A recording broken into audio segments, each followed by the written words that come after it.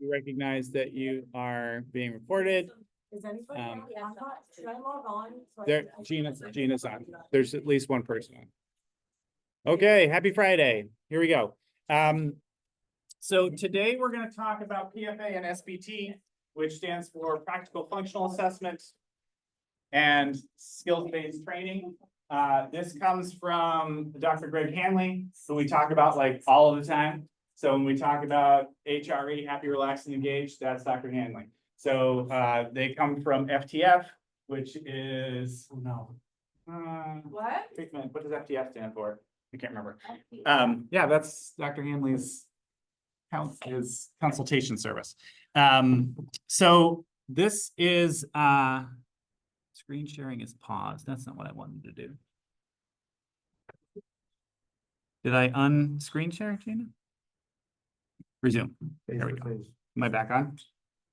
On there? You got the PowerPoint? All right. There we go. So some disclaimers here to kind of get started, to be on the same page. Just a reminder that please, and in this one, this includes client initials. So if you ask a question about a specific client, which is probably better to say for supervision, but if you talk about a client, don't use even initials. So talk a little bit more generally. In order to use a PFA SBT approach, okay, you guys cannot do this without the following three things at the minimum. Okay, so this training is the first piece. So receiving completion that you did this training is piece number one. The second one is I want anybody who's going to do this kind of more specific. You guys can't. Oh my gosh, Rob. I've got to advance it on both things. Here we go. Here it is, right? So no client information. This mini training. Okay, this training right here, I'll send out this link. Okay, it costs $23 and we'll reimburse that with approval. So I don't want just like all 55 of our clinical staff to take this because that adds up. But it's Dr. Hanley running it. It's a good just kind of like overview of the system. Because this 1 hour is going to fly by because it's way too much to do in an hour. I just want to give you kind of like some starter knowledge. And then the third thing you need to do is you need to work with clinical leadership so that we can kind of help you work on this. Because some of the stuff you're going to see in here is a little bit more, it's different than what we currently do. So I want to make sure you guys are doing this under some guidance. This training that I'm doing for you does not give you certification. You're not a certified PFA SBT person. Ashley and I are qualified to be level 1. There are 7 levels. And it is very rigorous, but not having qualification doesn't mean you can't use it. It just means that you're not kind of recognized through the system as a provider. Okay, so some terminology to get us all kind of on the same page. Oops. Okay, so the first one is just PFA, stands for Practical Functional Analysis or Assessment. It's a replacement of a full functional analysis. So those of you who are BCBAs who have been in BCBA coursework are probably in the RBT. You talked about full functional analyses, which often take days, weeks. This is something that can be done in a matter of 30 minutes or less. SBT stands for Skills-Based Training. It's the method that they use in these agencies to teach. An omnibus manned, and we're going to talk about all these things a little bit more specifically. Holly, can you close that door for me? So an omnibus manned, and again, so we'll break these things down a little bit as we go through, but just to have like some definitions. An omnibus manned is a manned that counts for multiple things. So you guys have been hearing Julie and I talk for years about using specific mands. Don't use more, don't use help, okay? This is saying the opposite. This is saying start with the omnibus man. It's not permanently, but it starts with this one response or one behavior gets multiple outcomes, right? Synthesized reinforcement just means reinforcement combined, okay? So instead of me working with Gina for M&Ms, okay? I'm working, when Gina gets her, it's really like a reinforcement condition. So instead of me handing her an M&M, I'm saying, okay, Gina, you get your way. She goes to her place where she has multiple things she likes, you know, attention's available, escape is available, all the things are there. So instead of it being little things, it's more of a condition. HRE stands for happy, relaxed, and engaged. He also talks about HJE, which is happy, jacked, and engaged. So your kids who are, when they're happy, they're doing like this kind of stuff. That's also, so that's kind of the state we're going for, to know that a kid is trusting us and that they're on board with teaching, okay? And R1 behavior is your severe problem behavior, okay? So big, dangerous behaviors is R1. R2s are your behaviors that kind of are in like a nimbus around R1. So they either precede it or they're lesser versions, but it's basically like mild problem behavior, but associated with the R1 behavior. An FCR is a functional communication response. That one should be the easiest. Surprise shorties are when I say, all right, you guys, I know it always makes me laugh every time too. A surprise shorty is when I say, okay, guys, this training is going to, this is a lie. The training is an hour long. But if I were to say, okay, guys, this is an hour-long training, and at 30 minutes, I say, guess what? You guys have all been amazing. You can all leave, right? That's a surprise shorty. You thought it was going to be an hour. I let you go early, okay? Tall and tight is tall and tight, okay? Low and loose is low and loose, okay? So it's the difference between, it's posture. It's how you present yourself. It's really a stimulus that, you know, evokes behavior from the people that are in front of you. So we'll talk about all these things in more. I know it's funny. CAB stands for contextually appropriate behavior, which is my new favorite kind of way to describe basically anything, but you can't really do that, but I just love it. And EO is an establishing operation. It just makes a behavior more valuable, right? So if I say, you know, Gina, give me an example of an EO so I don't screw it up. Hunger. Hunger, yeah, so hunger, if you're hungry, it makes you more likely, makes it more valuable to engage in behaviors that in the past have led to getting food, okay? If I give you a demand and you do not like demands, okay, it makes it more likely that you'll engage in behaviors that in the past have brought you escape. Okay, so an EO establishes the value of something that's coming up. Why is this here? Can't get rid of that. I don't know. Whatever, Rob. Whatever you. All right, target audience. So when we're talking about, describe there either. What does FTF stand for? I apologize if anyone's watching and they know. All right, so the target audience, this was designed for kids with severe problem behaviors. Okay. So that was its purpose. So when they talk about severe problem behaviors, they're talking about self-injury, aggression, and severe property destruction, okay? But they've also used it for other behavioral challenges such as sleep problems, food selectivity, severe disruption, okay? So it is really most of the literature, you'll see a lot of it at the end, but there's tremendous amount of literature on PFA SBT. Most of it is around severe problem behavior, but it is valuable for other things. And this is where I would want you to come and talk to us before you decide to do this, because it might not be indicated in certain situations.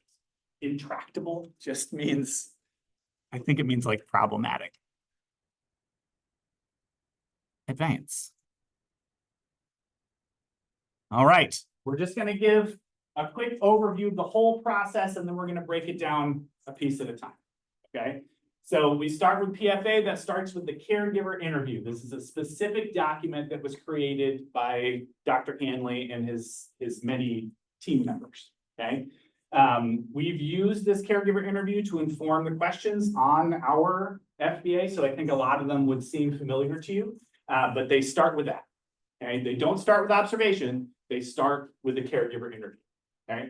Then they move to establish a synthesized reinforcement condition. Okay, so your multiple reinforcement condition. So during that interview, I'm saying, what does the kid like? Tell me as many things as possible. And I create that, they refer to it as like the Shangri-La, you know, like the perfect situation for that kid that they would just be happy in, right? So we establish that, okay? And then we place them in that condition. I say, okay, Gina, here's your stuff, right? So she goes to her place. Okay, she's having fun, and I'm looking for her to be HRE or HJE for at least 5 minutes. What does that tell me? Without problem behavior and without escape. that tells me that I have found a condition in which she is happy, relaxed, and engaged. And I cannot move to any other steps until I have that. All right, so that's really where, and that's where his team always, there's always an open door. Okay, so they can always escape to whatever else is going on. So you need that condition where they'll be there for at least 5 minutes, no escape behavior, no problem behavior whatsoever. Okay, then once we have that, and oftentimes Dr. Hanley is doing that. He goes to kids. He's not doing this in a clinic. He used to. Now he's doing it everywhere. He goes to schools. He goes to daycares. He goes to homes. Okay, he's doing this. He's getting down to pretty much like here in like one sitting. Like he comes to their house in like an hour. He's now, are we going to get through it this fast? Probably not. Okay. So I'm not like making any promises, but this isn't like over the course of 8 years. This is really a pretty quick process. Okay. So once we get HRE for 5 minutes, then I'm introducing the EO. Okay. So the thing that establishes problem behavior. Okay. So based on the caregiver interview, oh yeah, when I take his stuff, he beats the crap out of his little sister. Oh yeah. When it's time to go to school, he tears everything off the walls. Okay, so we know in the past what the EO is. We're going to introduce it. And as soon as they have problem behavior, we're going to remove it and we're going to put them back in reinforcement. And again, I'm going to repeat all this stuff. This is just a brief overview. Then we move to the actual teaching portion. Once we know that we've got them kind of in a place where we can kind of move back, we can turn behavior on, we can turn behavior off. That's the key of PFA. Right? I didn't write that on any of the slides. I'm really mad at myself. But that's what I want you to write down in your brain. You're at the point where you can turn behavior on and you can turn it off. And then I know that I'm ready to move on to the next steps. Then we start teaching a functional communication response. That's when we teach them the omnibus man. Okay. So we teach them the thing that they're going to use to ask for their state of happiness. Then once they have that, we're going to wait for them to be calm. We're going to present that EO, and then we're going to prompt them to use their FCO. So instead of waiting for them to hit or scream or shriek or run away, we're going to prompt them to say my way, or we're going to prompt them to touch the my way card, or we're going to prompt them to whatever it is we decide. Okay. And once they say that, we remove the EO, we put them back in their happy state. Okay. We send them back to the fun. Once we've got that, once they're using their functional communication response reliably, then we're going to teach them toleration response. And then we're going to go through relinquishing their good stuff, handing it over, transitioning to the place that's hard. And then we're going to go from starting all the way to persevering. I'm going to break all that out for you as we go through. But it's magical, right? Like I have seen video after video. I have seen study after study. And I think it's wonderful. All right, so what's the goal? Okay, so we have multiple goals. This is the slide that has things that pop up. So our goals are to be able to bring the joy. Okay, we want to have these kids have a better, more joyful life. We want them to be happy, relaxed, and engaged more often, but we also want them to be learning. We want them to have trusting relationships with our staff. Okay, we want to be able to turn off behavior before it becomes severe. Okay, so we want to be able to catch precursor behavior. We want to be able to teach without being fearful. Okay, how many of you have worked with a kid that it's been difficult? You don't want to put any demands on them because you're afraid of what will happen if you do. If you haven't had that problem, you will, or you're just forgetting. You probably have had it. Okay, and always during anything you're doing, and this was the tip of the week before last, I think. We're always maintaining safety. Safety is always, we talked about peer reviews. If you're saying this is why we're doing it because it guarantees safety, that's always defensible, right? So we're always going to maintain safety.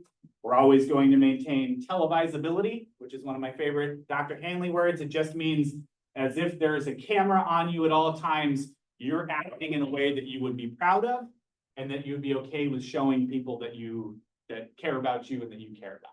Yes, what I'm doing, absolutely. Broadcasted to the world, I'm doing the right thing. And then always developing rapport. I'm not hurting the relationship, I'm helping it. We're just going to pop all three of these up at the same time.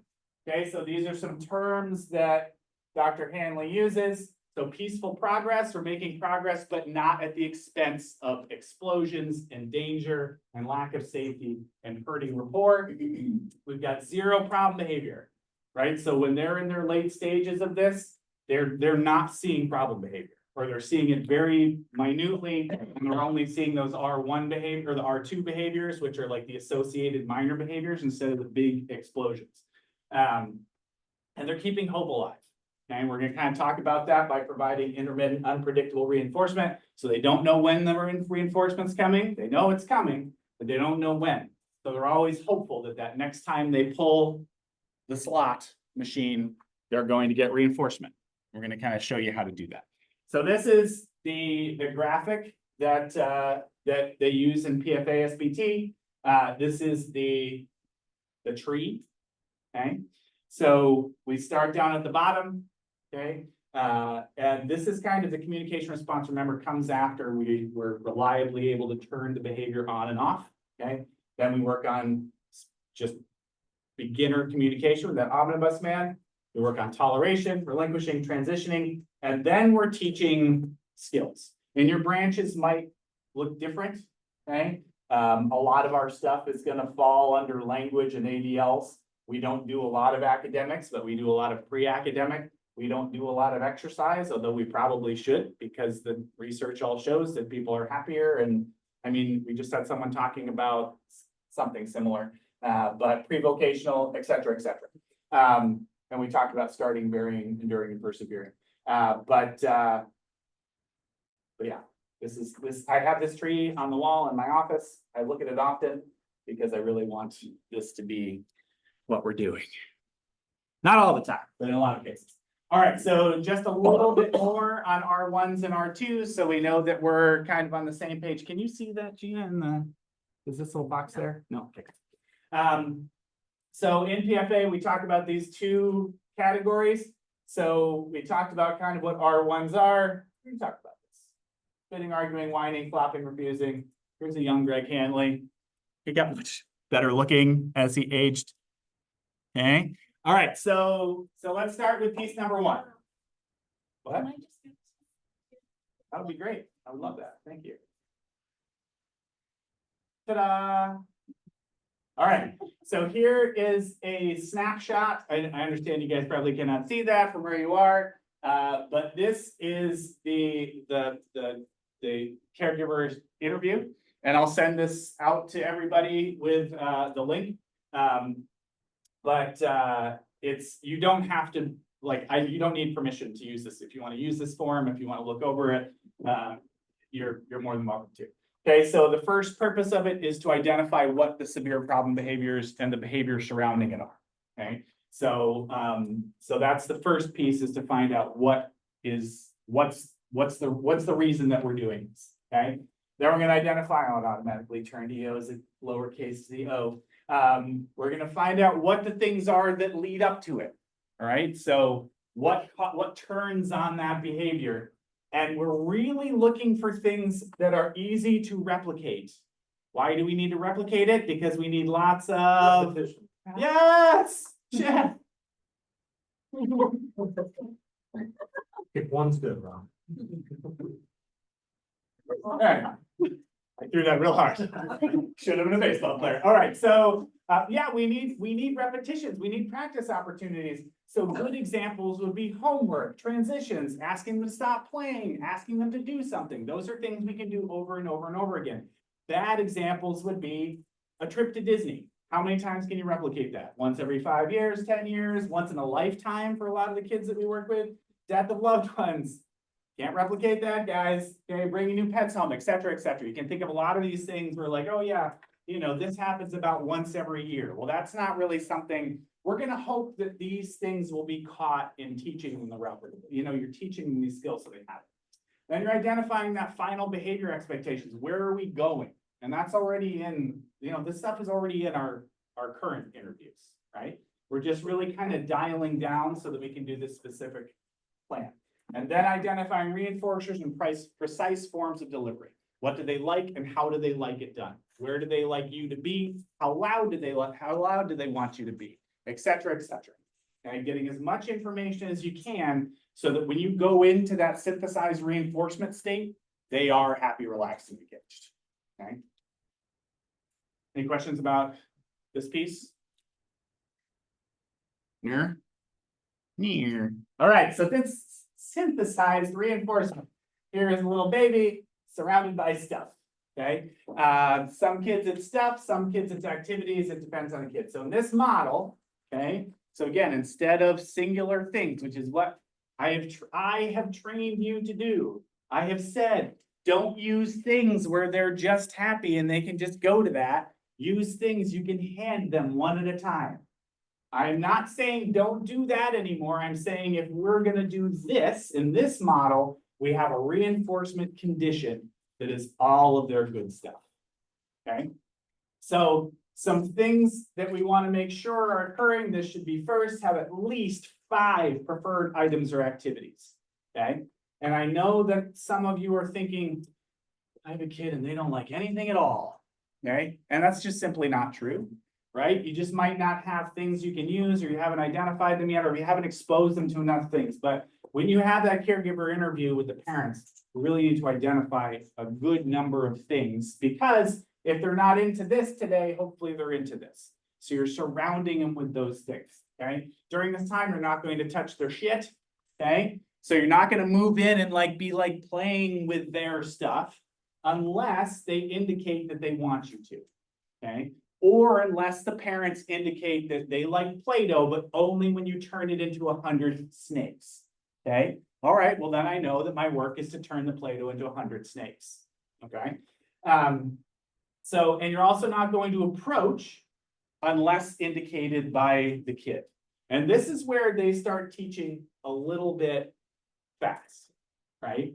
So this is where they get a little bit tricky.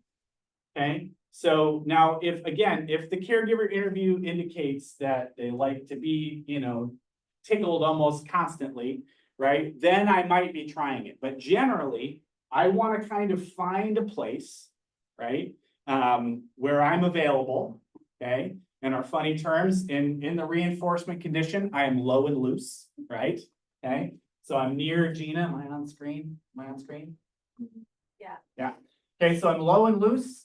And I'm close, so that if she looks at me, I can do some things, or I can, whatever. Or if she shows me something, I can interact with her, but I'm not in her face. Now, you guys, many of you have seen me with kids. And what's Rob's inclination when I get around a kid? Get in their face. Yep. So this would be difficult for me, because that's what I want to do. But in this case, okay, we want them to be safe. Right? We want them to feel like this is their section of the world and they're not going to be imposed upon. All right, so first keyword of 3. Today, you guys are going to go on a journey around the world with Rob Harvey. He has gone to 3 places that are not in the United States. And the first one is the most boring of all non-United States places that one can travel to, and it is Canada. That's neat. It's an amazing place. I'm just saying, when you say, I traveled outside of the United States, you assume that I'm going to say somewhere not Canada. Okay, so keyword number 1 is Canada. Tells Rob he needs to pick up the pace a little bit. All right, so in PFA SBT, one of the hallmarks of this is that you're always keeping hope alive. You want them to keep pulling that slot machine, okay? It's not moving, but this is supposed to be a GIF, and you should see Charlie Brown keep trying to kick that ball. Now, that's really a bad example because Lucy never lets him kick the ball. There's a comedy bit about this, that she should have every once in a while let him kick the ball to make it even worse. But anyway, I digress. Okay. So the hallmark of this is that we rely on intermittent, unpredictable reinforcement. The kid you never signal how much work they're going to have to do. You never put up a schedule that says you're going to do 5 and then you get a break. You never set a timer and say, when the timer goes off, you get to go to your way. You do not do this, okay? In any circumstance, unless you talk to them and they say, oh yeah, sometimes we do this. But my understanding is always intermittent, always unpredictable. They never know, but you can still have you still should have your VR in your head. You should know this is when I plan on reinforcing. Okay, and it's about this often, so we can kind of make sure the whole team is doing about the same thing. Okay, but it also needs to be flexible. Okay, so this is where surprise shorties come into play. So there's two types of surprise shorties. Okay, the first one is when something happens during teaching and you want to adjust. So you planned on having them do 10, but after number 3, they start engaging in an R2 behavior. They start banging the desk or shrieking a little bit, okay? And I say, uh-oh, right? This is not what I was hoping for, okay? So instead of doing 10, I say in my head, all right, we're gonna go to 5. So I am gonna kind of keep the demand on a little bit, but instead of going the whole way, I'm gonna do that. Or I'm doing them programmed. So there's an app for this. They use all kinds of ways to do the VR a little bit more precisely. But you know, they program to say, okay, this time I'm gonna do 5, next time I'm gonna do 7, this time I'm just going to the communication response, this time I'm gonna go all the way to cab 5 or cab 6. All that'll make more sense. Maybe not by the end of today, but someday. All right, so we're just talking about. What's the last slide? Go back 1 second. Right, keeping up a lot. Good, thank you. All right, so establishing HRE. Okay, so we need to make sure, and this goes really combines really nicely with reinforcement. Okay, I know it's been a long day for you guys. It's been a long day for me too. So we're gonna make sure what HRE looks like. It looks different for everybody, right? So like, if you think about all the kids that you work with or have ever worked with, they all look very different when they are happy, relaxed, and engaged.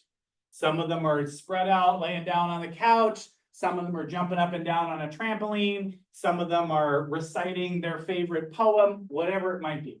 Okay, so make sure that everybody's clear. This is what HRE looks like, okay? It might be happy, jacked, and engaged instead. They might be, like I said, bopping around, having, you know, kind of engaging in lots of high volume behavior. Okay, but remember, this is a context. It's a treatment context. It's not a thing. It's a state of reinforcement. Okay, so they're going to the state of reinforcement. And remember, there needs to be 0 problem behavior, and there needs to be 0 escape. Okay, if they're engaging in either of those things, they're not HRE, and that tells you that you need to look at your HRE condition and refine it, because it's not good. Okay. And during that time, we're not touching their stuff. We're not approaching them. We're finding a peaceful home base is what they refer to it as. So again, like if I've got Gina over here and she's in her reinforcement condition, I know how far I have to be from her to signal like that she's safe. Okay, so I find that place, I get low and loose, and I wait for her to approach me. If she doesn't, that's fine. She does not need to approach me. Okay. We're not teaching right now. We're just making sure that she's in a state of HRE. All right, so I was watching the training we have to do, and I captured this screen capture of Dr. Anthony Camilleri, and I thought it was hilarious because he is not a stern guy. He's a very funny guy. So I just put that there. So this is maybe tight and tall. I don't know. I'm just gonna, this is one of those ones. Oh, good. You've got the thing. All right. So when we present, so we've got we've identified what HRE looks like. They've been in HRE for 5 minutes. So Gina's calm and happy. She's got the HRE going on. Okay. So now I know I need to move into the next step. Okay. So I'm going to introduce the EO. I'm going to do the thing that I know makes Gina upset on purpose, right? So I'm down here low and loose, okay? You can see that? Down here low and loose, okay? And I'm going to slowly progress the EO, very slowly and very deliberately. The first thing I'm going to do is I'm going to stand up. I'm going to go to tall and tight, okay? That's the first step. And then I pause. All right. And I'm going to go through the whole thing. And then I'm going to tell you why we're doing all this. And then, all right. So then I'm going to clap. Not really loud, just loud enough so she can hear. I'm gonna pause. Right? And then I'm going to approach cautiously. The way they put it, it's not presenting your soft parts. I see that every time. Okay, but especially in the beginning, and especially if they're aggressive, I'm gonna approach kind of cautiously. I'm going to approach and then I'm gonna pause. You see me on the, yeah, good, okay. Then I'm going to ask the learner to stop what they're doing. All right, Gina, can you put your phone down? I'm gonna pause. Then I'm gonna ask them to transition. All right, Gina, let's go over here to the table. They call it the table or the area of high expectations, which I think is hilarious, okay? So I'm gonna ask her to go over there. If she comes with me, I bring her over here, she sits down, and then I begin instruction, okay? In 95 times out of 100, you're not gonna get through all these things. So who wants to venture a guess as to why I pause after every single one of those steps and I do it super slow? Kind of, you're on the right track. What am I waiting for? Well, I'm waiting for them to engage in a problem behavior. I know that this makes her mad, right? So instead of me kind of rushing over and saying, all right, come on over here, let's do this, right? I'm slowly, right? I'm going from low and loose and she's in Shangri-La of happiness. I'm standing up, and if she sees me stand up, and after you do this a bunch of times, right? She's gonna learn when I stand up, that signals that conditions are worsening, right? New stimuli happening.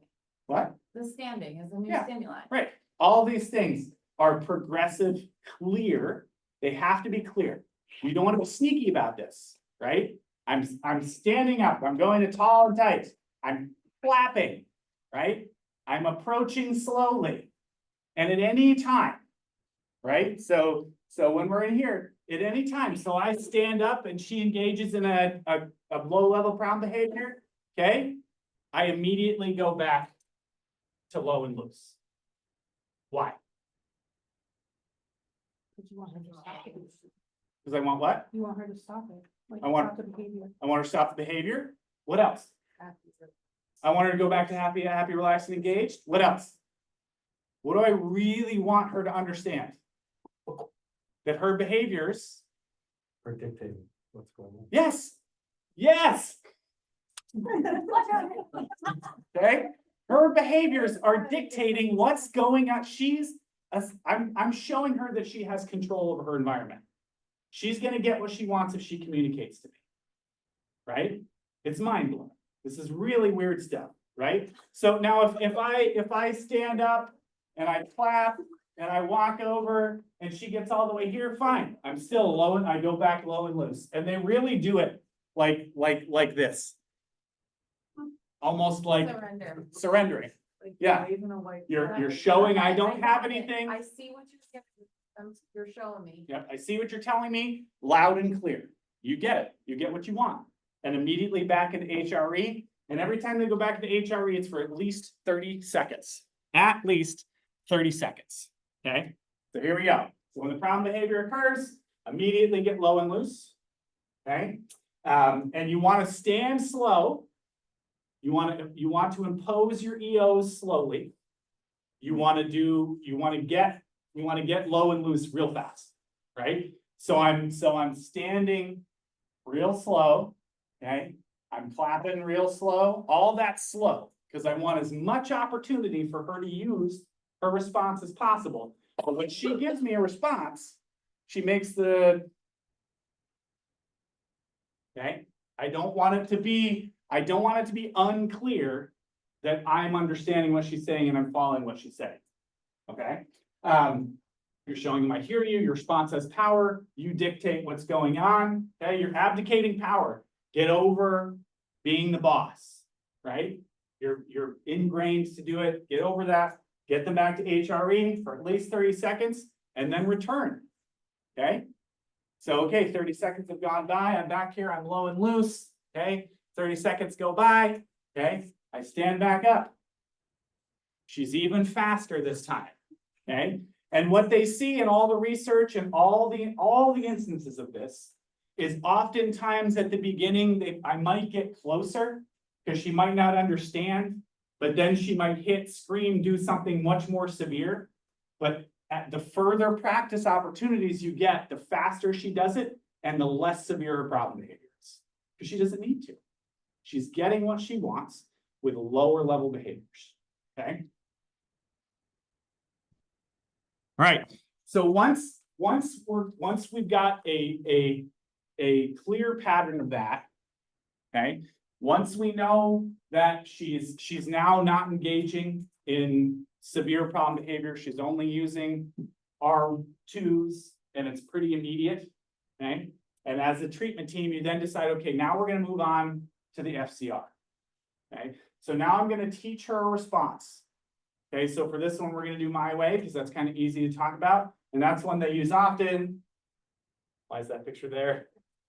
Frank Sinatra singing. He did it his way. That's right. That's right. Okay, so your FCR, everybody had it? They knew it right away? Oh, blue eyes.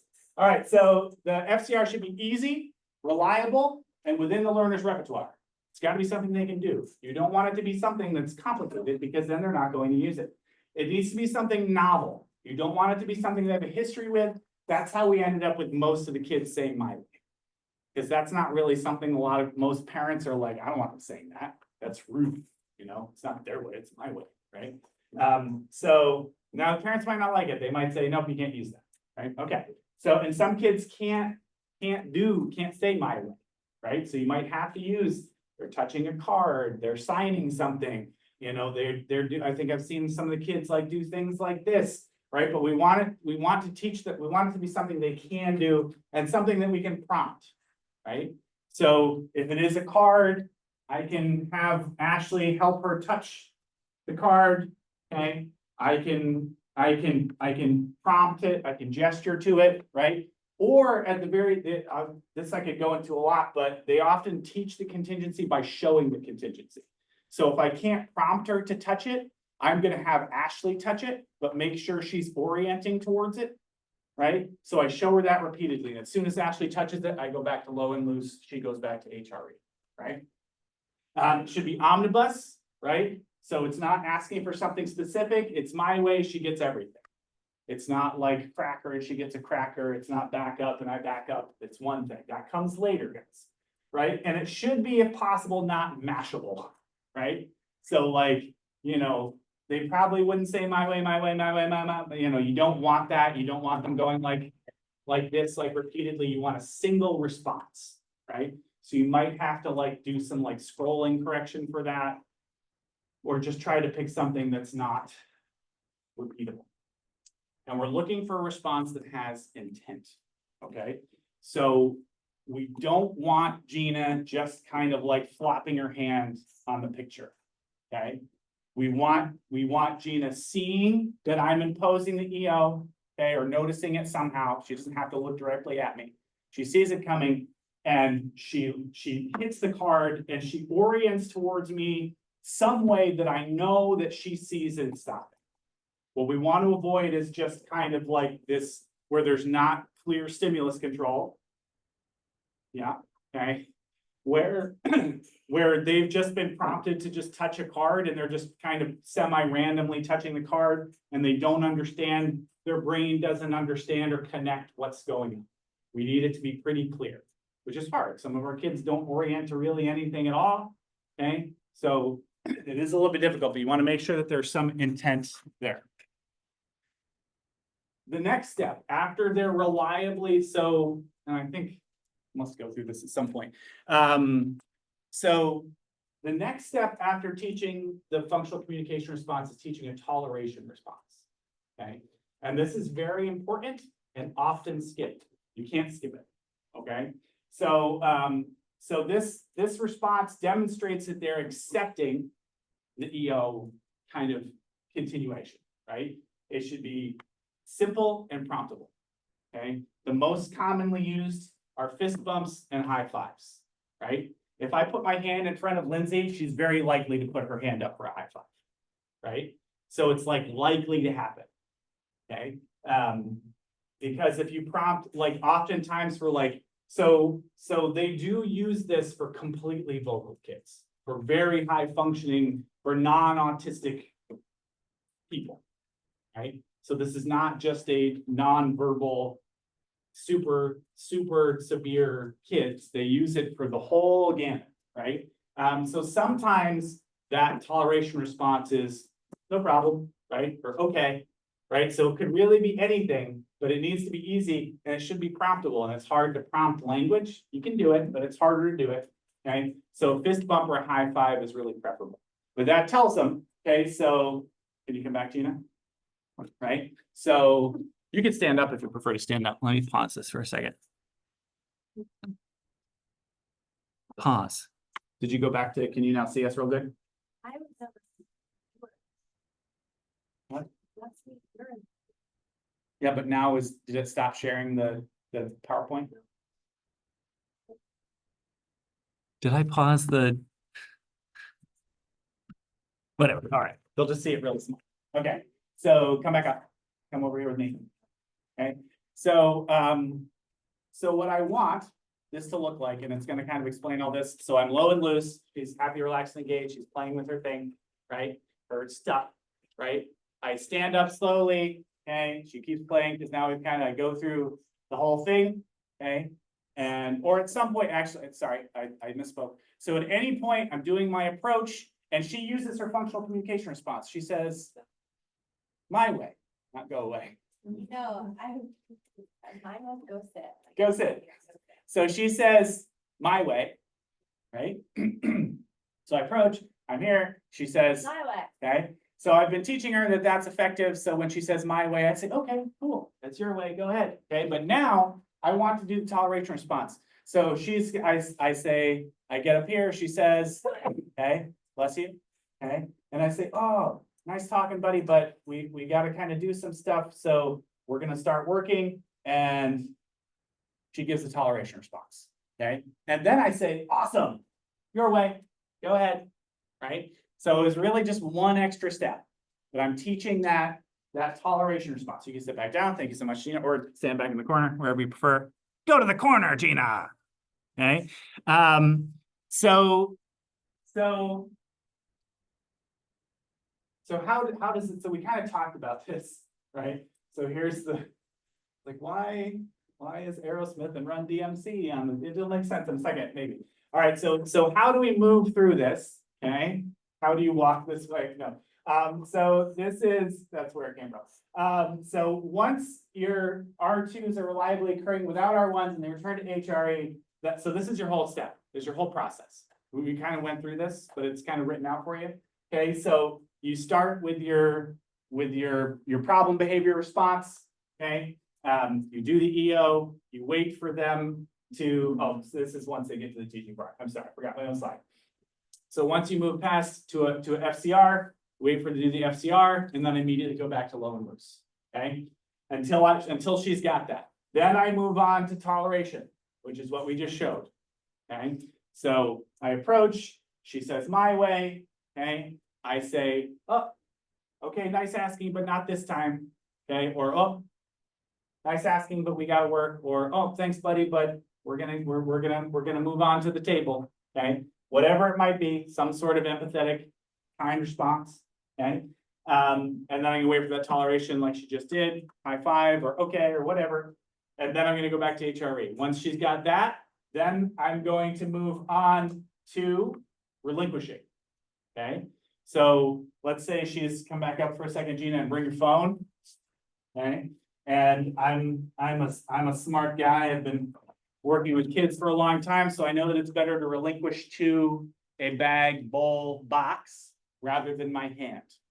Okay, so I'm low and loose. She's an HRE. I stand up. I approach. At some point, she says, My way. I say, oh, nice job, but we got to do some work right now. So yeah, buddy. All right, let's put the phone in here.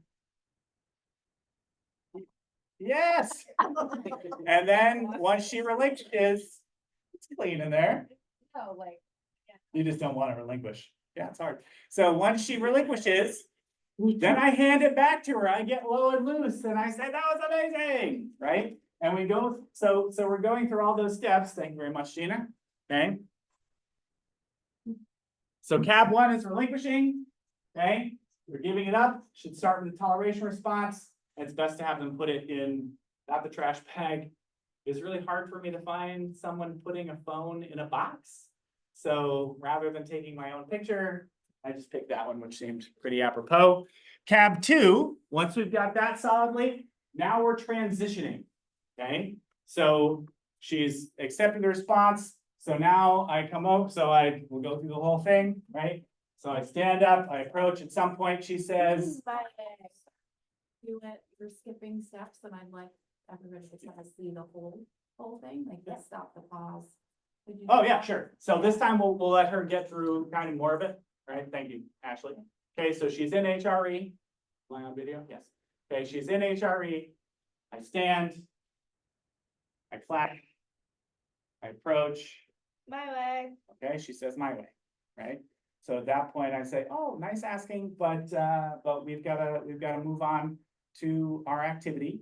So yeah, there we go. All right, put it in the bag. Nice. All right, let's go over here to the table. Yeah, have a seat. Awesome. All right, here you go, your way. Yeah. Okay. So I move them back to that HRE until they've got transitioning down. All right, code word number 2, with 10 minutes left. Okay. Second place Rob Harvey went when he was at the ripe age of 18 years old. I went to visit my brother in Panama. Okay, code word number 2 is Panama. Panama. Panama. Canada. Panama. They don't rhyme. It's similar. Advance. Slay Queen? Slant line. Ashley.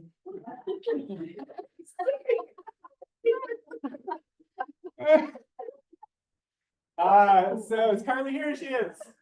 Carly knows about the Slay Queen. All right, so SBT, right? So once you hit SBT, once you're in the cab levels, that's when you start thinking about these branches, right? So that's when we're going to start teaching things. And well, I mean, we're teaching things the whole time, right? We're teaching Gina that she has a voice, that I'm going to understand, that she's safe, that she's going to get HRE, that she has power, all that kind of stuff. But now when you're thinking like, Rob, but when am I going to teach her all these other things? Well, we're coming up on that, right? So cab 3 is starting, all right? So here's the first step, okay? So she's got the approach, she's tolerating, she's relinquishing, she's coming over to the table, she's sitting down, okay? So once she's sitting down, okay, then I'm going to say, all right, put the same, right? I'm going to engage in a behavior that you pulled from PEAK, that you pulled from the VB map, that you pulled from EFL, that you pulled from whatever. So there's no curriculum embedded in this, right? So Dr. Hanley and his team are saying, I want you guys know what to teach the kids. But guess what? You're not teaching a lot of our kids. So here's the system to get to that point. And this is where I think this system could be helpful for our kids, regardless of severe, like they're not beating anybody up, so it wouldn't work for them. Yeah, but if you don't have any instructional control, this is a way to establish instructional control with kids that you're unable to do intensive teaching, right? So you're doing 1 to 3 responses, all in the same kind of, in the same branch, right? I put tree, should be branch, same operant, same learning channel, whatever way you want to think of it. So like 1 to 3 in a row of the same thing, okay? And then you're getting low and loose and you're sending them back to HRE, right? And when once you get, and this is like the stuff that like would have to be like a discussion, like if you guys were doing some of this stuff, you're not just doing like, you do like, okay, cab 1, we got it, check. Now we're going to do all cab 2.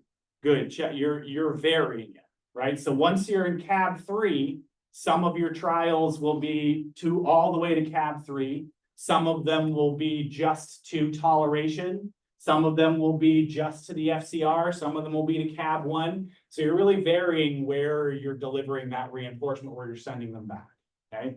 It's intermittent, it's unpredictable. Does that make sense to you guys? Okay, and really there is a specific way. So mastery criteria really is 3. So when you're in cab 3, you're waiting for 3 consecutive cab 3s where there was no problem behavior, where there was no escape, and where they used kind of all the pieces the way that they were supposed to.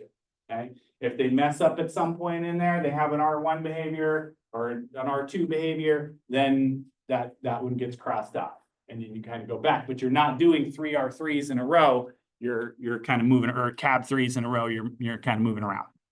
All right, so then cab 4 is varied. And there's kind of, I have kind of breakdowns of what the teaching sessions look like for all of the cabs available that I could show you guys.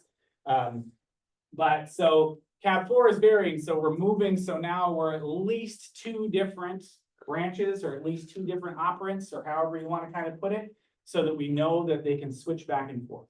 Okay, but you're still doing a very small amount. Okay, I think it's still 1 to 3. It can't be 1, maybe 2, 5.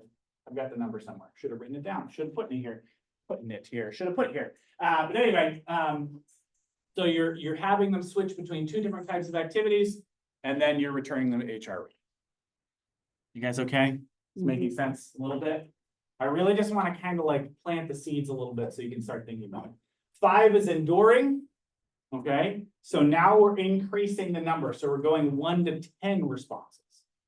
Right, so they do the whole thing. They do and you want every time, and this is something that's not written in the slideshow, but it's important to remember, you want every time for them to engage in the FCR. Okay, you don't want them to get to a point where they just kind of like, you just go through the whole thing. You want them to be using that every time. I can't remember exactly how they make that happen. They might prompt it.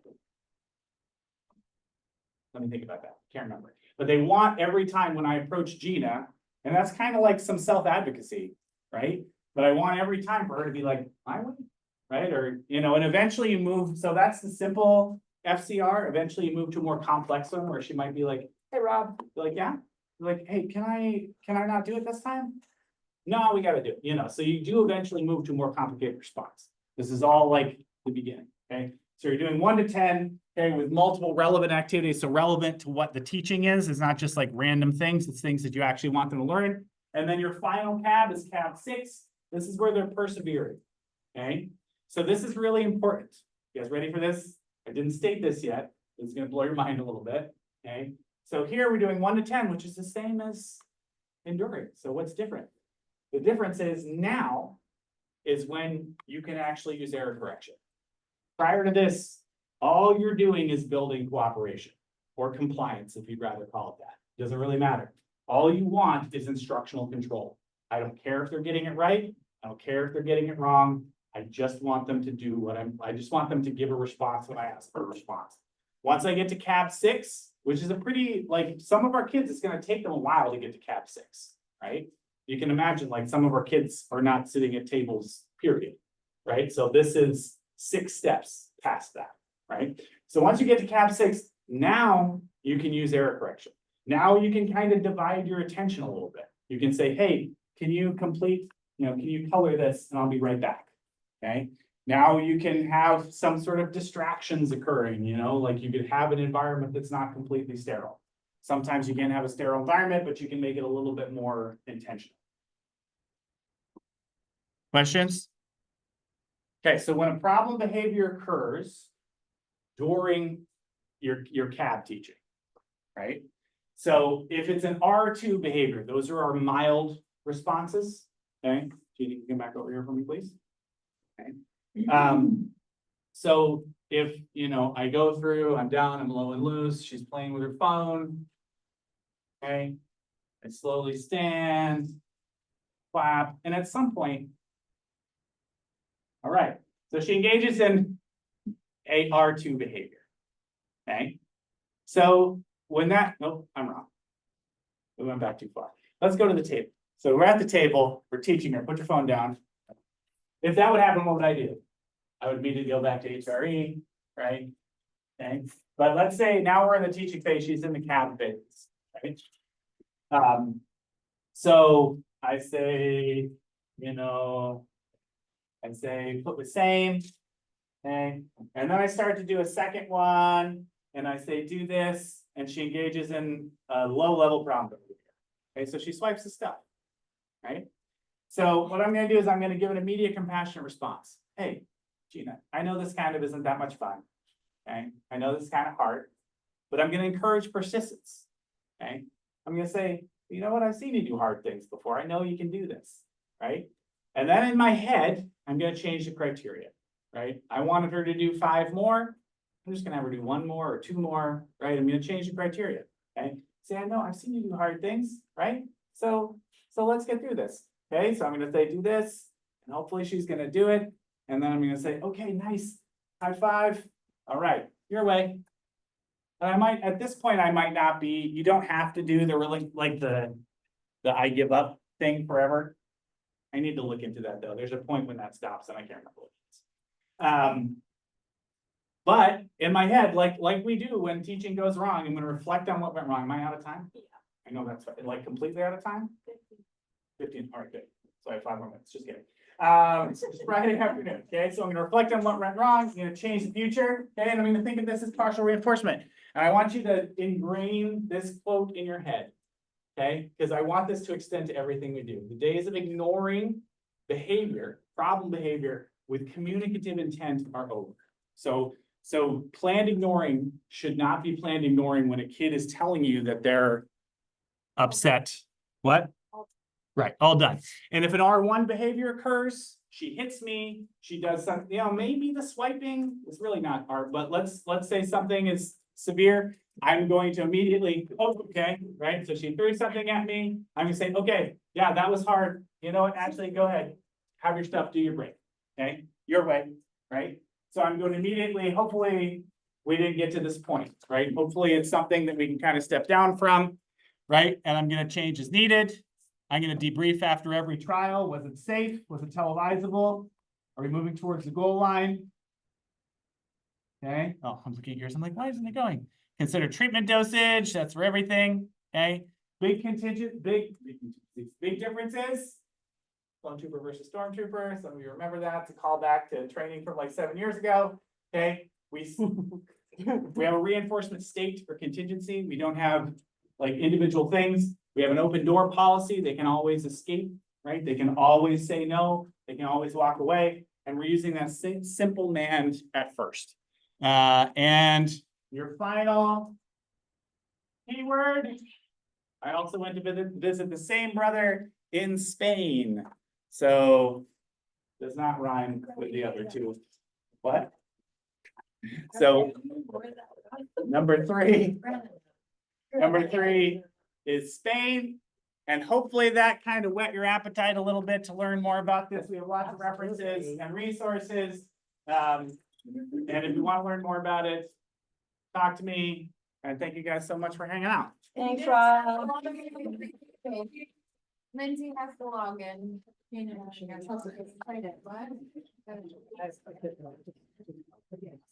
Hi, Brandy. You're home. All right. Have a good weekend. Thank you.